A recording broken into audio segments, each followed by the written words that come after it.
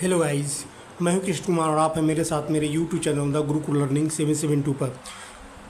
आज मैं आपको कोर्ट केस के बारे में बता रहा हूं। एमआरएस पे अभी लेटेस्ट में एक प्रिंसिपल पोस्ट के पीएच कैंडिडेट ने केस कर दिया है। ये लेटेस्ट है और यह कैंडिडेट कई बार हमें कमेंट्स भी करके पूछा था कि क्या मैं इसमें एलिजिबल हो सकता हूँ नहीं, तो मैंने जवाब नहीं दिया था। क्योंकि देखो होता क्या है, अब सरकार निर्धारित करती है कि किस पोस्ट के लिए कितने पद दिया जा सकता है रिजर्वेशन कैटेगरी में। ये तो जो बोर्ड है, जो आयोग है, वो डिसाइड करता है ना। अब कोई कैंडिडेट कहे कि नहीं आपने इस पोस्ट के लिए क्यों नहीं आपने रिजर्वेशन किया।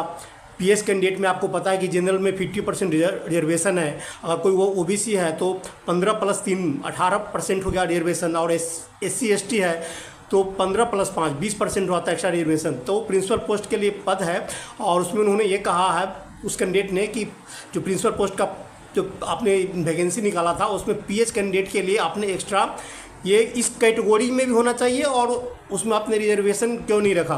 तो ये तो आयोग का बोर्ड ही तय करेगा ना कि कितना रखना नहीं करना। मान लें कि उसमें वैकेंसी उतनी नहीं है, जिस हिसाब से वैकेंसी होगा उस हिसाब से तो बोर्ड या आयोग उसमें सीट रखेगा। अब कोई कैंडिडेट कहीं कहीं पर केस करने लगे इस तरह, तो फिर तो क्या आपको लगता है क्या जो ज्वाइनिंग पर असर पड़ेगा इसका, ज्वाइनिंग लेटर पर? इस पर ज्वाइनिंग लेटर पर मुझे नहीं लगता कोई असर पड़ेगा। क्योंकि ये केस भी एक तो कहाँ किया गया, एक तो आपको जोधपुर में किया गया केस जो कि गलत है। कोर्ट केस करने के लिए भी जरूरी है कि आप केस करना आपको दिल्ली में करना पड़ेगा, आपको जहाँ पर इसका ऑफिस है एमआरएस का है, नहीं दिल्ली में, नहीं तो वहाँ का चलेगा भी नहीं। तो आप लोगों को क्या लगता है कि इस तरह से ऐसे तो बच्चे कोर्ट केस कर करके वैकेंसी लटकाते रहे, ऐसे थोड़े होता है। जिसको नहीं पास करना है तो इस तरह तो करते ही हैं, कोर्ट केस में सोचता है कि उलझ जाए वैकेंसी। ऐसा नहीं होता। अगर चैनल पर नए हैं तो चैनल को लाइक करो, सब्सक्राइब करो। नेक्स्ट वीडियो मिलते, थैंक्स।